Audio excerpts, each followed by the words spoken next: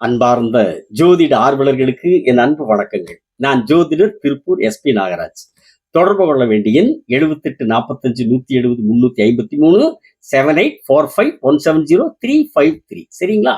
சரி, இன்னைக்கு நாம் என்ன பார்க்கலாங்கன்னீங்கன்னா, ஒருத்தரோட ஜாதகத்துல லக்னாதிபதியும் சூரிய பகவானும் சேர்ந்து, சரிங்களா, லக்னாதிபதியும் சூரிய பகவானும் சேர்ந்து லக்னத்துக்கு 6ஆம் பாவத்திலேயோ அல்லது லக்னத்துக்கு 8ஆம் பாவத்திலேயோ அல்லது லக்னத்துக்கு 12ஆம் பாவத்திலேயோ மறையாம ராகு கேதுவோட சேராம யாருடைய ஜாதகத்துல நல்ல நிலையில் இருக்கிறார்களோ அவர்களுக்கு சிறப்பான வாழ்க்கை அமையும். செல்வ சேர்க்கையும் சிறப்பாக ஏற்படும். அந்தஸ்தான வாழ்க்கை அவங்களுக்கு இருக்கும். உடல் ஆரோக்கியம் நல்லா இருக்கும். ஏன்னு கேட்டீங்கன்னா, லக்னமும் லக்னாதிபதியும் ஜாதகரை குறிக்கக்கூடியவர்கள்.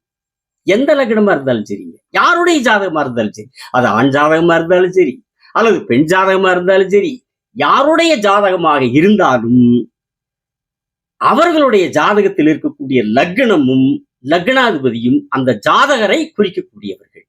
சரிங்களா? ஆனா அதே நேரத்துல அந்த லக்னத்துக்கு காரணகர்த்தா, லக்னத்துக்கு காரகர் யாருன்னு பார்த்தோம்னா அவர்தான் சூரிய பகவான்.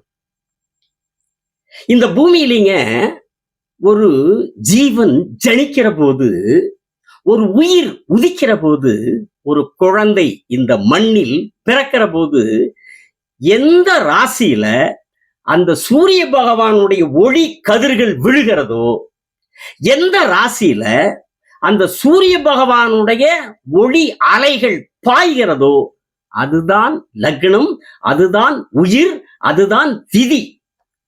அந்த விதிக்கு உரியவரும் அந்த உயிருக்கு உரியவருமான சூரிய பகவானும் ஜாதகரை குறிக்கக்கூடிய லக்னாதிபதியும் சேர்ந்து யாருடைய ஜாதகத்துல நல்ல நிலையில் இருக்கிறார்களோ அவர்களுக்கு சிறப்பான வாழ்க்கை அமையும் அப்படிங்கிறது ஜோதிடத்தினுடைய ஒரு விதி.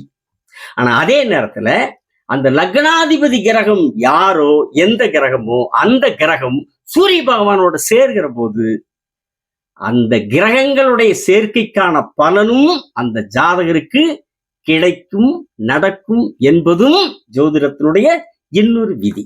சரிங்களா? அடுத்த காணொளியில் வேறொரு தலைப்பில் உங்களோடு பேசுகிறேன். சப்ஸ்கிரைப் செய்தவர்களுக்கு நன்றி, செய்யாதவர்கள் செய்யுங்கள். வணக்கம், விடைபெறுகிறேன்.